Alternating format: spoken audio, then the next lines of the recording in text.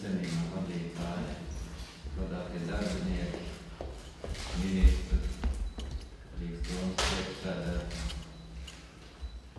Ar tiem dakteriem jau tāpat kā ar tiesnešiem. Labāk viņi zināt, bet būs tālāk no viņiem. Bet šajā mājā acīm redzot, vīrieši jau var justies droši. Bet tā pavisam nopietni runājot, man šķiet, ka tas ir viens no tiem ļoti vērtīgajiem veidiem, kā mēs izmantojam šīs Eiropas naudas, protams, arī domas piepalīdzēšanu.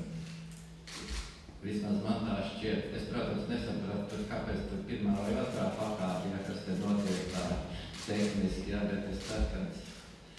Un es esmu arī pārliecināts, ka darbinieki šeit visā Latvijā ir ļoti zinoši un stipri, un ja pielieko šo te modernāko līmeni pasaulē, tad tas tomēr tāds ieguldījums nākotnē labāk to jauno paudzi palaist no paša sākuma dzīvē veselu un drošu, nevis visu mūžu viņu lāpīt. Tas, man liekas, ir tas īstākais, ko var izdarīt. Tāpēc es apsveicu visu ar to, kaut mums tādu projektu būtu vairāk. Un tas jau droši arī no jums dakteriem atkarīgs. Un es jums tomēr gribētu novēlēt drosmi vienmēr izvēlēties un būt aktīviem tā, lai nebūtu, ka guldot tikai ēkās, tehnoloģijās, jums pašiem beigās nekas nepaliek, kā viņš šobrīd ir.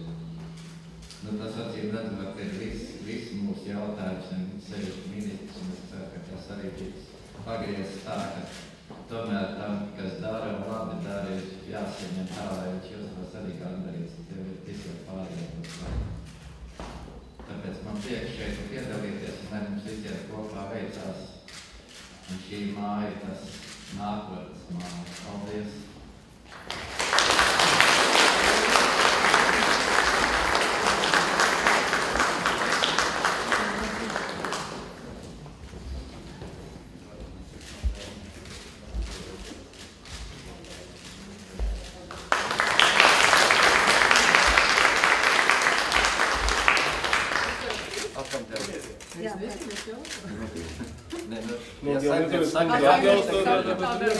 Jā, mēs drīkstam to darīt. Es saprotu, ka mēs drīkstam. Jā. Es tik skatīju, kur tā iekšķi, tev ir neizliek kāds gabals šādā, jā?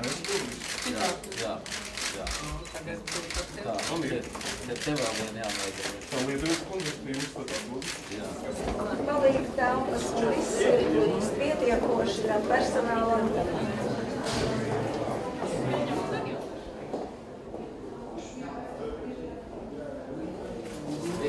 Viss, kas ir cilvēciski nepieciešams, ir arī šajā zemļu telpā.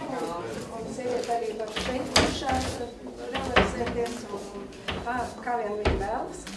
Te ir viss jaunzemnišiem, kā pagātnieki, kur seifas bieži vien vai neaizgleznām. Tas ir ērti pieejams